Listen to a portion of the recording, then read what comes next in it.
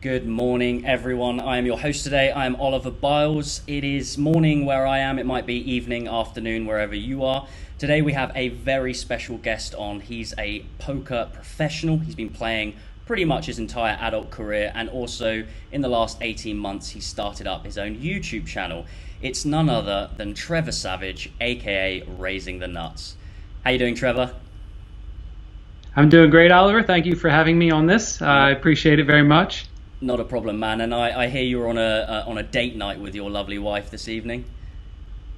It was a date night tonight. That's why I'm dressed. It wasn't just dressed like this for you. We had a nice little date night out for pre-Valentine's Day type thing. Yeah, I mean you're dressed smarter than I am. I'm in a t-shirt and you're in the shirt.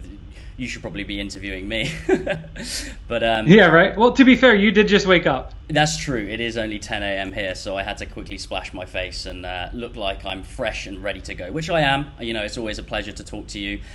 So we've got you on today because we want to ask you. I put out a thing on our Instagram story for people to send in questions, because I think your story is quite unique in the sense that you are a professional poker player. You've pretty much been playing your entire life to kind of fund you and your family as well. And also you started up a YouTube channel about, when was it? September of 2018? Was that right? Yeah, so about 18 months, something like that, where you've been posting lots of content. Sounds about right. You became pretty viral within the poker world because you were making these amazing videos with your children. And I think what's really interesting as well is that you're not just sort of a single poker, a millennial single poker player that's just funding themselves. You've funded an entire family pretty much, as well as your wife, through the kind of, how many kids have you got? 3 kids? You've got Cam, Ava, and Andrew, right?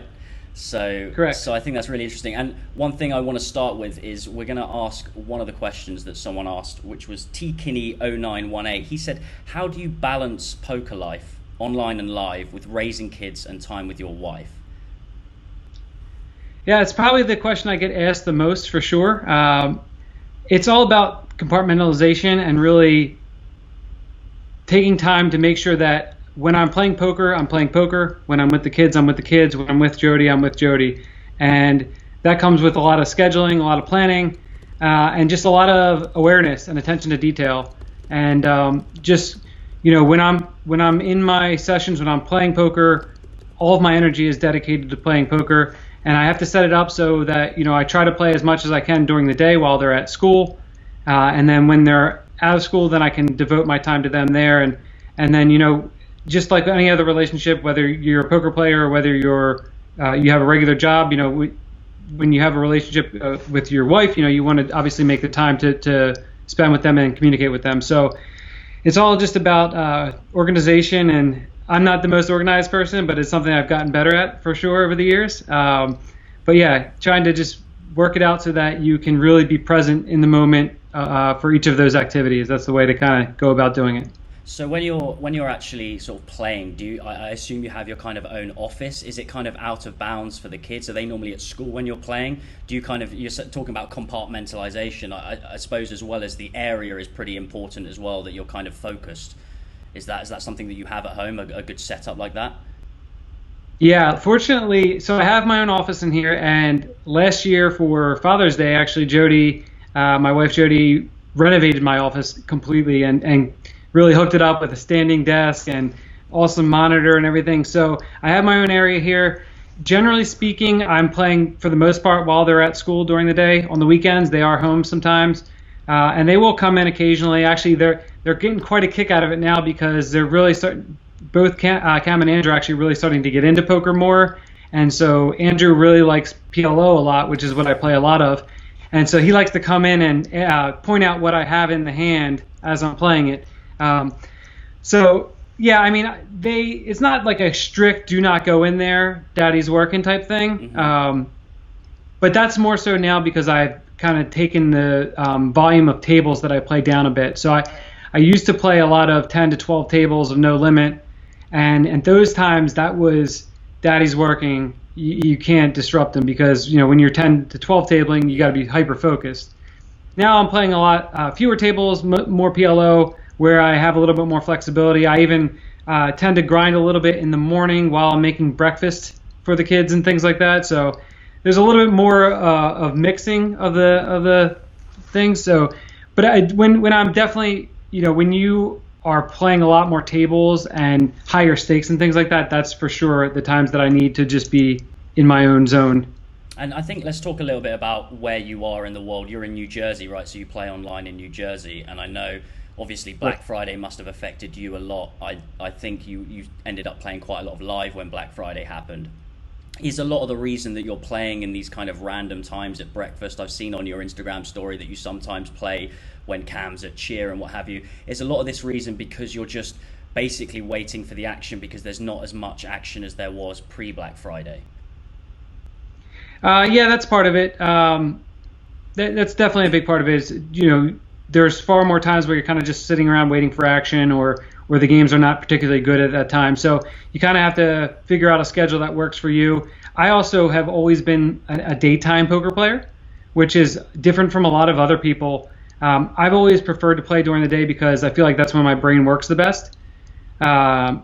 Games tend to be, they can still be good. They're just a little bit different than your late night weekend type games that a lot of the normal grinders play. But that just has never really worked out for my life schedule. I didn't want to do that.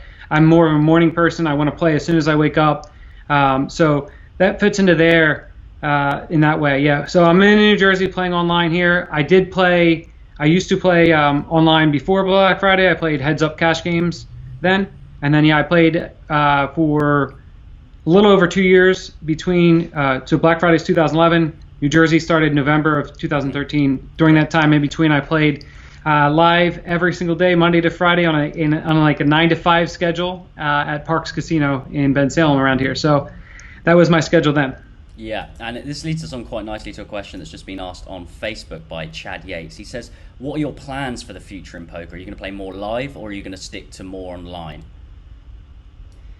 My plans for the future are to stick to do what I'm doing right now, playing online. Definitely prefer playing online over live. I don't know how long this will last in this market. I don't know how long this will stay like it currently is. So kind of just going to ride it out for the way it is now. The Pennsylvania market just opened up as well, which I am 10 to 15 minutes across the bridge from the Pennsylvania market. So I can go over there and play on those sites if I want to, whenever I want.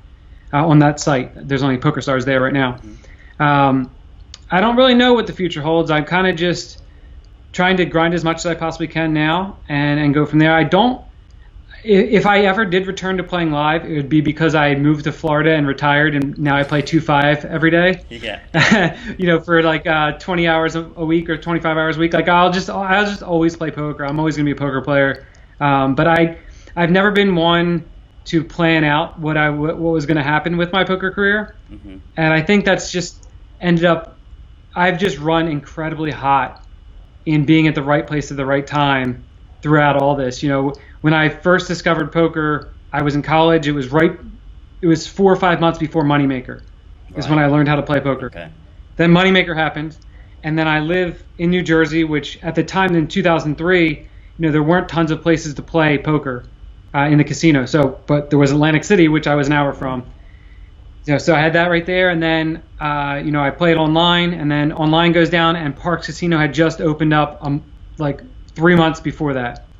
And then I live in New Jersey, and New Jersey becomes one of the first states to legalize online poker. And it's like, okay, I'm just very lucky in that regard. All the stars aligned for you to kind of keep playing, right? Exactly, yeah. And keep playing in. It's been a huge key for me to always be in pretty static environments with good action, where the variables don't change day to day very often. You're playing with a lot of the same people, and you can develop, pretty sound reads on people over long periods of time.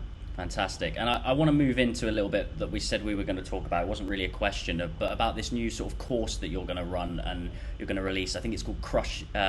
What's it called? Building a Crusher? Creating a crusher.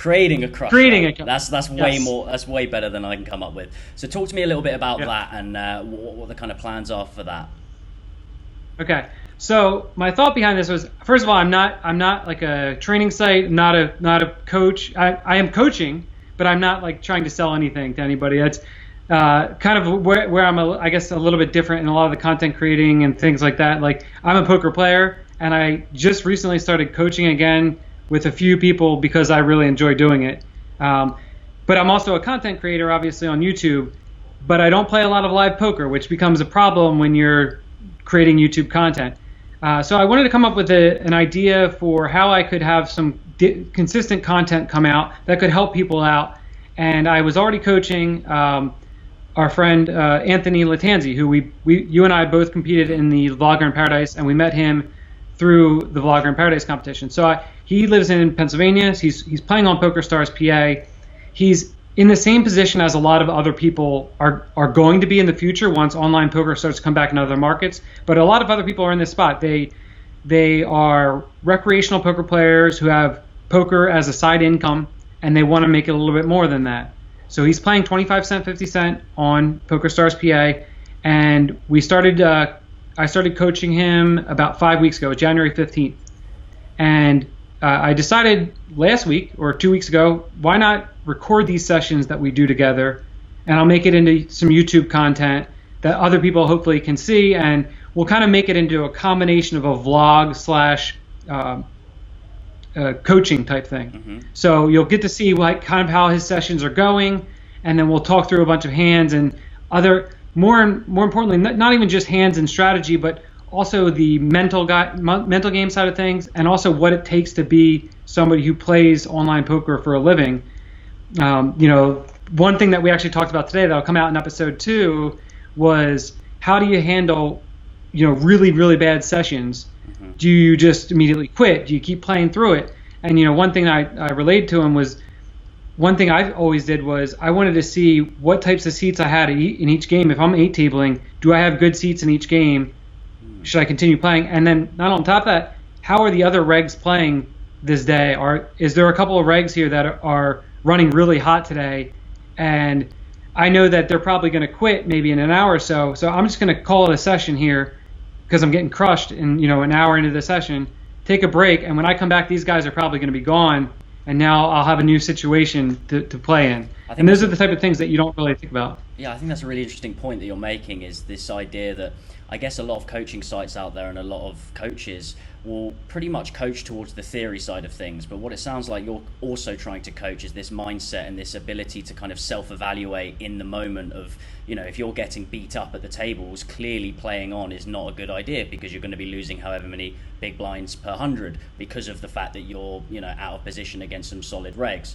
So I think one thing that coaches and coaching sites don't do is that they'll teach you what is GTO, what sort of percentage should you be c-betting this flop and all these kind of things. But actually mentally, and one thing that I we connected on a lot about 18 months ago was this kind of mindset and the mental game and what have you, which I find really interesting as well. Obviously, you need to get to a point where the theory is your theory is pretty solid. But even if you have solid theory, if you have a weak mental game, it doesn't really matter. You're probably still going to be a loser. Do you think?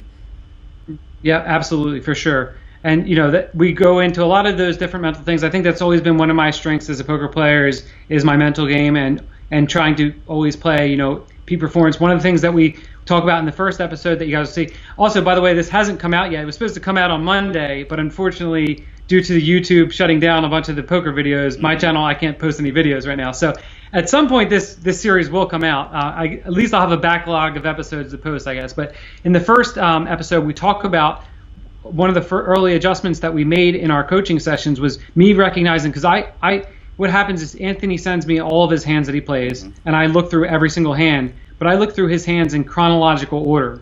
Most people are going to just sort by, the biggest pots played, figure out what's happened in these big pots. I sort through in chronological order, and that way I was able to identify, look at this, he lost this pot here, and then he missed this spot, missed this spot, missed this spot. This is clearly a mindset thing. Mm-hmm. And we were quick to identify that he just couldn't be playing 4 tables yet.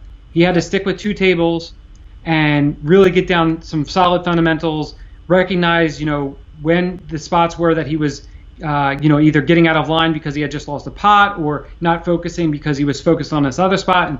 And those are kind of things that you can kind of get into. And then my goal, I'm going to teach some theory and things like that for sure, but my goal more so is to get into his mind and see what his thought process is and see where I believe he is wrong in that thought process, and why.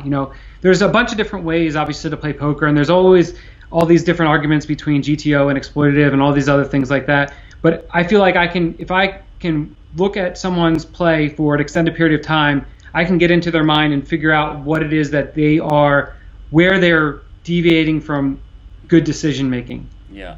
And then that we can correct that and then move forward. And fortunately, this will look really good on me. But Anthony's a great poker player as is. So I'm creating a crusher, but he's already a bit of a crusher. I mean, we have, I believe, like 15,000 hands so far in his sample, and he's winning at like 19 big blinds per 100. Fantastic. There's not very too far up that I can take him from there, but hopefully he just keeps up that way. And for anyone that's watching out there, I imagine a lot of people are thinking, well, how can I get on this course? How can I work with Trevor? Are there spots available? Like, how do they possibly become a crusher through you? Yeah, I don't know. I'm not sure yet. I'm not sure if there'll be like a part 2 of this with someone else maybe. Right now I have 3 people that I'm coaching, and that's pretty much the max I can do for my time constraints. Having a YouTube channel, people constantly reach out to you and they're like, oh, do you coach? And I have just created a list of people that contact me already, because my response is always, I don't have the time for this, and any amount that I could charge you would not even still be worth it for me, because I'd rather just play poker. Yeah. I think Trevor's cut out of there a little bit. There is a.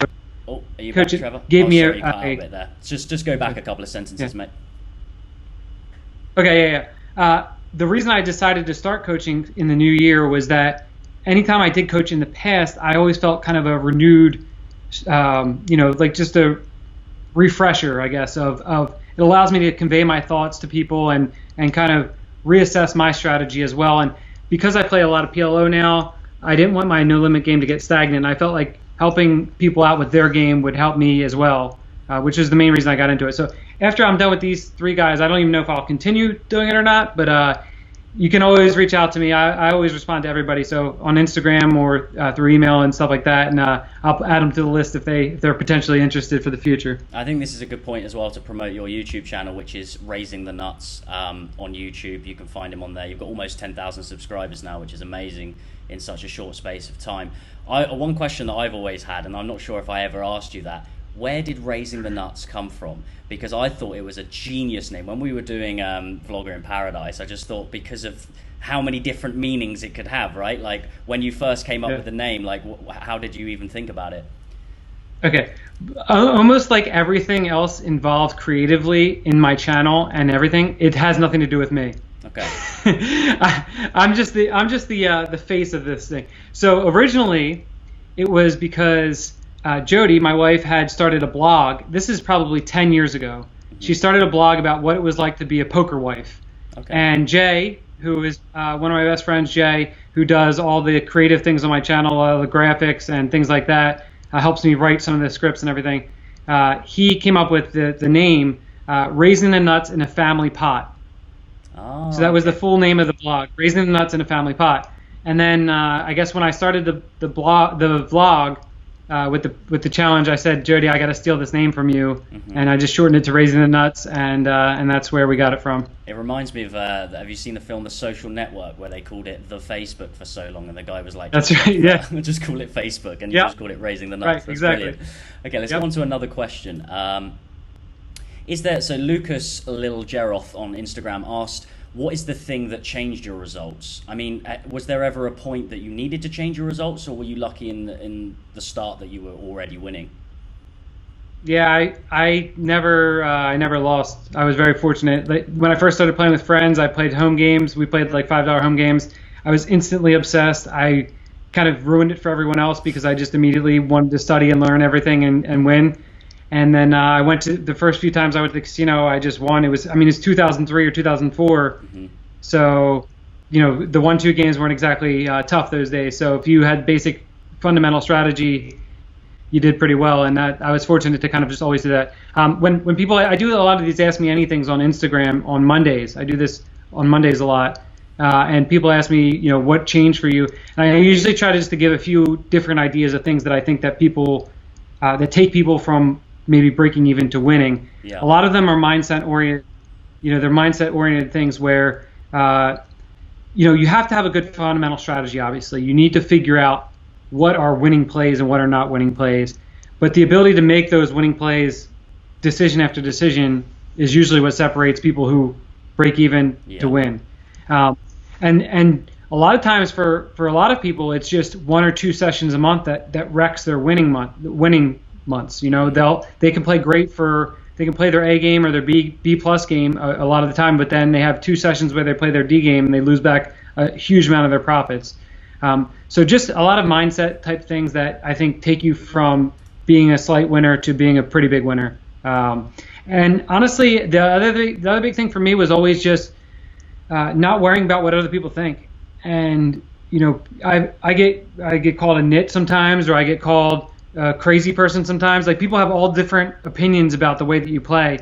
And there were times in my career where I spent way too much time thinking about what other people thought about the way that I was playing. And when I decided that I was just going to make the decisions that I felt were best and believe in myself, then that's where I felt like I kind of turned a corner from going from being a decent winner to doing really well. Fantastic. And we'll keep going through these questions now. That one person has asked, what is the best software to review hands after you played them? That's from Lack010 on Instagram. Well, I'm not the best person for this type of thing. I mean, I have Hold'em Manager. I have like the old version of Hold'em Manager. I am technologically not the most brightest person when it comes to technology, so I'm not all up on the things. I'm sad to admit that I've actually never run a solver in my career. That question. That was my next question. Yeah, I haven't run a solver. I understand the outputs, and I think it comes down to how people learn. So if you can understand the way that you learn and what is best for you. For me, just sitting in front of a solver running a bunch of sims and things like that, that's not how I'm going to get better. I get better by watching other people who have done that and then thinking about why that works and why they should do that. Yeah. So fortunately, I've always been able to kind of identify the people in my games that I felt were the best players. And then I just study them meticulously. I look at every single decision they make, and then I think through why that decision is relevant and why that would work. And then I just try to adapt on the fly with those things. I don't think that it would be. I'm sure I could be helped by going through a bunch of sims, and if I were playing more no limit 6 max, I would probably do that. But that's not really where I'm at right now. So yeah, that's where I go from that. I think it's a great point for people out there that are listening. Where even myself, I've never really run a solver before, and when sort of solvers came in, it made me anxious more than anything. That I was like, for me, in order for me to stay as a winning player, I need to be running sims every day and have a good enough computer to do that.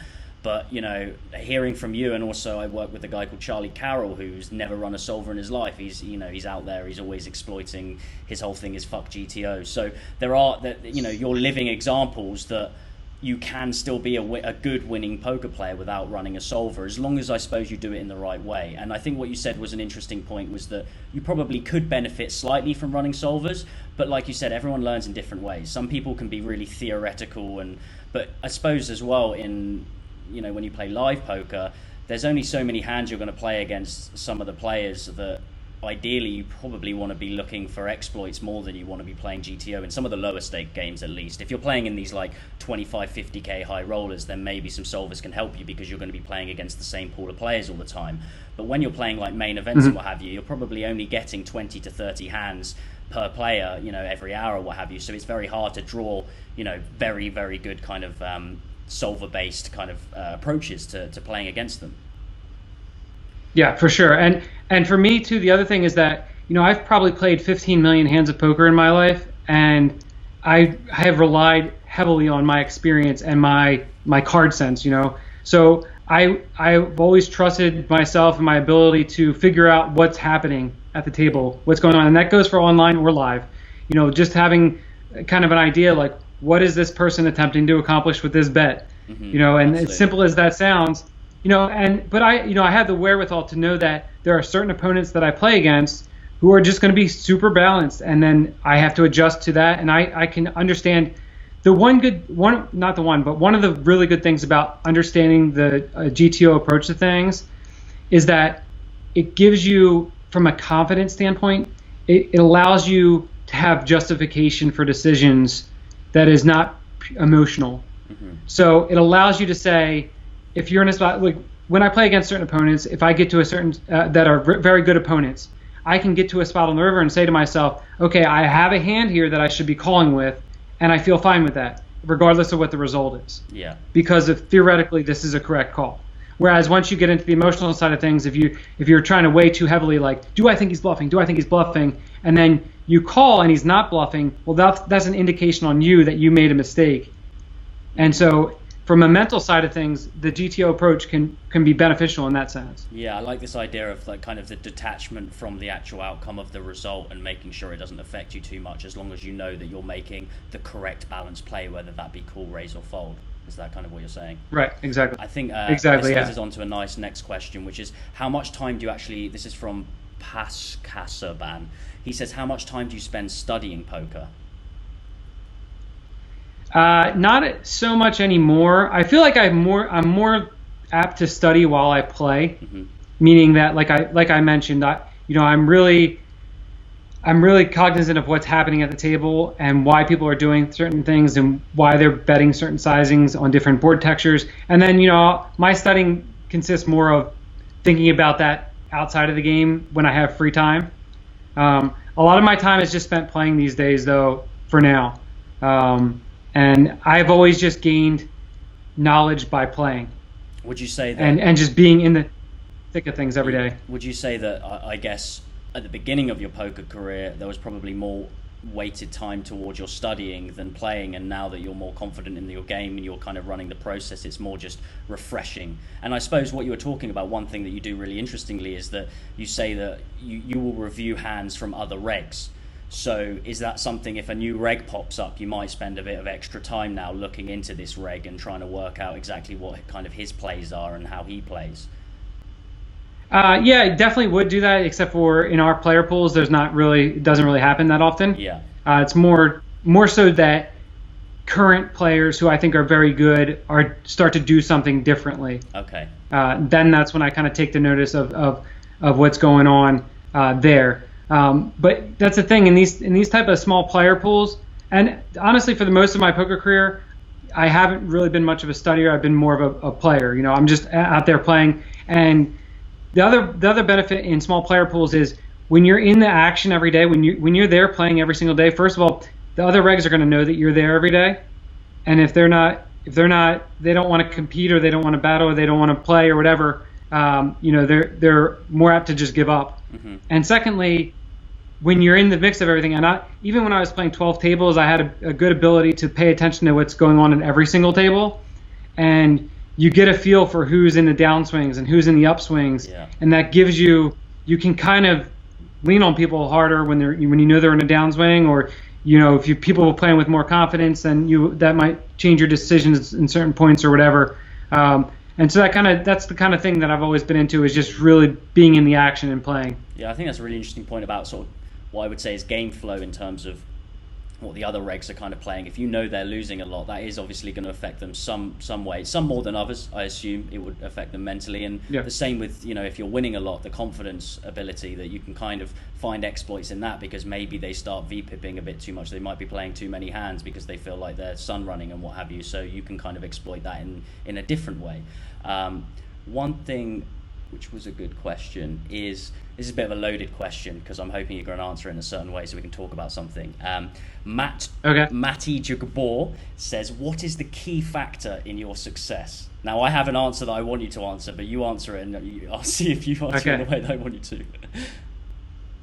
All right. Key factor in my success, honestly, number one for me is having a supportive family and wife. Yes, that was it. Okay, beautiful. Having Jody there for me, and this is honestly, we talk about this on our podcast a bit, and this is honestly a pretty tough thing for her because she had a job, she got a degree from Drexel, she had a job, and she got pregnant with Eva, who is now almost 12 years old this year. She'll be, and when she was 2 months pregnant, she had a job in her career and she got laid off. And we decided at that point she would just stay home and would play. I was already playing poker for a living, but I would support the family through poker. She would stay home with the kids, and that was not really a career path that she ever saw for herself, which has kind of been really tough for her. She gave up a lot of the things that she wanted to do so that she could stay home, so that I could pursue poker in a very serious fashion. And having her there to support me through all the tough times, and I've had a very, very lucky poker career in that there haven't been many tough times. But it's poker. You're gonna have ups and downs. You're gonna have swings. You're gonna have times where you feel like you can't win. You're gonna have times where you feel like you're on top of the world. And when you have somebody there to support you like that and to truly believe in you, it makes it really easy to succeed. So that's number one for me. So one interesting thing I want to ask about that is, let's just say in an alternate reality, when you started your relationship with Jody, she wasn't as supportive, because I'm sure there are a lot of poker players out there that have girlfriends that see it, how many times we hear it's gambling, it's, you're losing your money, it's degeneracy, all these kind of things. How much do you think that will have affected your either choice with Jody or your choice of career had you had someone that wasn't so supportive? Yeah, it would have affected me majorly. I'm not sure which direction I would have gone. If I would assume that I would have probably just tried to get a real job, I guess, because I like Jody a lot. So yeah. I don't think I would just kick her to the curb because she wasn't down with poker. But it would probably be close to a deal breaker, because it was something I was really passionate about, something I thought I could be really good at, and it's something I love. So having someone who does support it obviously is a big thing. I do get a lot of questions. Jody and I both get a lot of questions on, how do you convince your significant other to get behind poker? Mm-hmm. That's really hard to do. I mean, you have to have the way I view poker for a lot of people is it's just a hobby. It's a side thing. So it's just like any other hobby where you might put out some money for it, and you're going to have fun doing it. So I guess I don't see it. It's hard to see, because Jody and I are so supportive of each other. Mm-hmm. And if there was something that she wanted to do, I would always just say, yeah, of course, it's a hobby. That's fun, something you want to do. That's fun. So I guess it's just a lot about communication, like we talked about earlier with relationships, being able to communicate, and then, just to be open and honest, like, this is something I enjoy doing. It's a hobby that I have, and, it can be lucrative if you're good at it, and not so much if you're not. Okay, one question I want to ask. If you're not good at it, then you gotta budget. You gotta budget for your hobby. Exactly. One thing, unless you're against me, then don't worry about the budget. one question that someone asked, saying, well, basically I posted your chart that you sent me, your graph, onto the thing, and someone asked, is that your chart?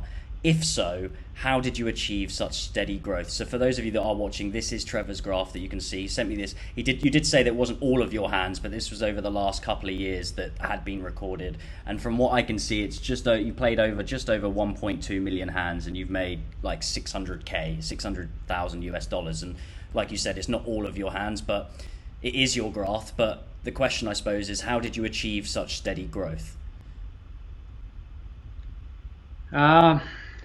Let's see. So my graphs have kind of always been like that, which I don't know how to say that without it sounding like it's bragging, but they've just, I'm fortunate to play in good situations. I'm fortunate to have a pretty strong mental game where I don't, when you look at graphs like that, they look beautiful. It's like going straight up and everything, but there are stretches in there where you play 40,000, 50,000 hands that are break even on a graph that looks straight up. And so it's just important to remember that, like, that's 1.2 million hands, but there's certainly stretches, if you play live poker, 50,000 hands is probably 2 years or whatever of play where you'd be breaking even. And so, just consistent mental game, always coming prepared to play each day and playing in good situations. And that's the most of it. I guess that's how you.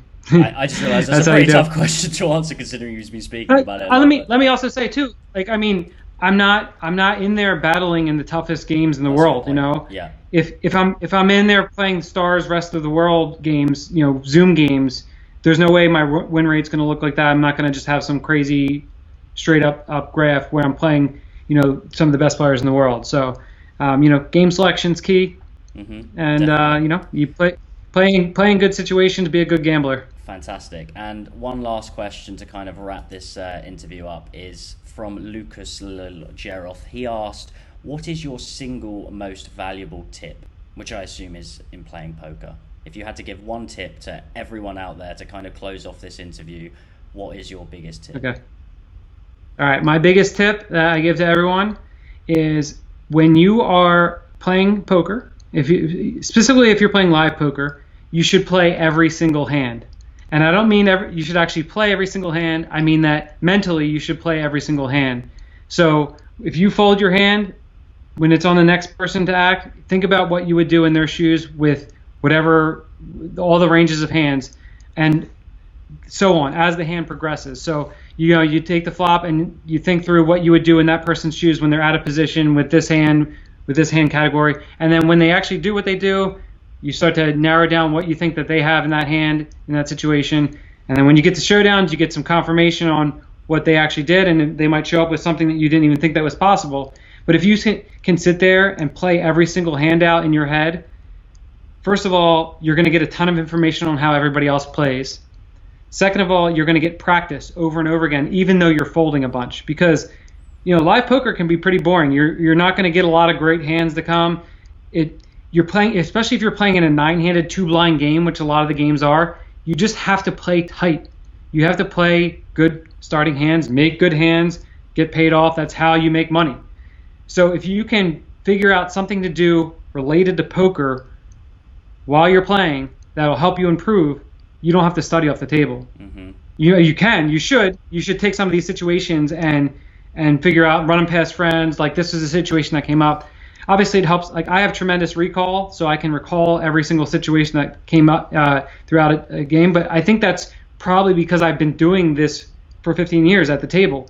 I watch every single hand that takes place and remember it, try to think through what happened. So I think it's a kind of a muscle that you can build up as a poker player, and that can help you a lot going forward. I think that's a really great point, and it's something that I still do to this day, where like you said, I'm playing a game, but by not playing in the hands. And I think it's a big mistake that a lot of people will make, especially when they transition from playing online to live poker. When you can play up to like 1,000 hands per hour online, but you're only playing 30 hands per hour live, this impatience can kind of creep in, and you can start playing more hands than you should, and that's where you're going to lose a few big blinds here and there, and then all of a sudden you're not winning at the kind of rate that you should be. Whereas the way I kind of see it when I sit down is, okay, well, I obviously have my ranges that I'm going to play from what spots, but if for whatever reason, most of the time, 80% of the time I'm folding, I'm still playing my own little game by trying to work out what everyone else has, and when it gets to showdown, I can either confirm or see if I've got it right. And I think one thing that a lot of people don't do is they don't do that. You see so many people come down with their iPads, they come down with their phones, and they're just sitting there, they fold, and then they're absorbed into whatever else they want to do, and they've missed something, they've missed a really key hand that's happened that's given so much information about one player, and then maybe next hand they're going to play against that player, but they have no idea what's just happened in that hand before. Maybe that player's lost a big pot and they weren't even aware, so now this player's a bit more on tilt, so maybe their range is widened, so there's so many more things that you can pick up on the live poker table when you're not in a hand, and I think that's really key for people out there, and I think that's a really great tip that you've made.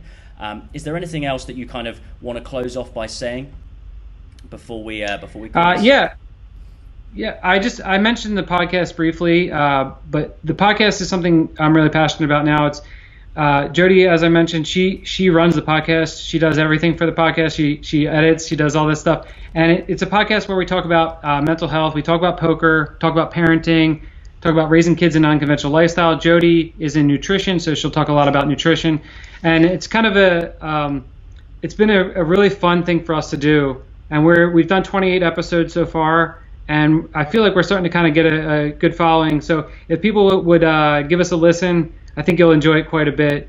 It comes out every Wednesday at 5 a.m. Eastern, and it's on anywhere you can listen to a podcast, Apple, Stitcher, iTunes, all those other places. I think Apple and iTunes are the same thing, right? I always screw this up. Yeah, Apple, iTunes, I don't know. For Raising the Nuts. Yeah, so for Raising the Nuts, and you've done... Raising the Nuts is the... Yep. And 28 episodes. So is it a weekly thing that you're doing with Jody? every single week, every Wednesday. We record on Mondays. It comes out every Wednesday. It's come out every Wednesday for 28 weeks now. So that's what we're gonna be doing going forward too. So we like I said, we cover a lot of different topics. I definitely get into some of the poker mindset type stuff there, and just life mindset, life things, and we cover a lot of mental health things, like I mentioned, with anxiety and depression, trying to figure out who you are in life, things like that. So hopefully you guys will give us a listen and give it a shot. Yeah, I think that's another interesting point that we won't have a lot of time to cover on, but you talk about sort of mental health and depression, and I know that you quite publicly came out early on in your vlog saying that you did suffer from depression in your sort of late 20s, and I do think, especially with poker players, and generally the biggest demographic are the millennial kind of young guys in their 20s, and in order to kind of really be successful in this career, a lot of your time has to be spent locked away in your room, playing a lot of poker, kind of not having much social interaction, and it's amazing what that can actually do to your mental state. And a lot of the reason we connected 18 months ago was because I was struggling as well, and I didn't really have anyone to talk to, and I reached out to you and I said, I'm really struggling with things, I don't know what to do, and you came back with some really great advice. So for anyone out there, Trevor knows what he's talking about. Go and listen to his podcast with Jody, because if they are covering things like that he is going to be able to help you, and he's such a great guy that if you are having any problems, do reach out to him on any of his socials, and I can pretty much guarantee you that he will get back to you and he'll help you out. But thanks very much for coming on, Trevor. It's been an absolute pleasure talking to you, mate, and I'm sure I'll see you are you going to be at the World Series of Poker this summer? I will be there for the main event. Yep, just the main event. And Jody will be there, and the kids. So if anybody wants to meet up or hang out, I'm sure they'll probably do some sort of meetup game at some point out there with Brad and Andrew. I'm sure they'll be out there. So yeah. Thanks so much, Oliver. Appreciate it. There's not an earthquake in the main event this time round, right? Because that was a yes, please no. Oh yeah. By the way, I meant to mention too. So we're gonna give away a 30-minute coaching session to somebody who asks a question, right? Yeah. I also want to say if whoever wins that, if they make a $25 donation to a mental health charity, I'll also do another 30 minutes. So we'll do a full hour. Fantastic. So yeah, we'll do this off stream, but any questions that have been answered by Trevor today, we're going to put in the mix. We'll do a randomizer. We'll pick someone out, and like Trevor said, if you can donate $25 to a mental health charity, he'll upgrade it to an hour, which I think is super valuable to be coached by this guy. So thanks again, Trevor, and I'll speak to you soon, mate. Thanks, Ali. See you. Take care, man.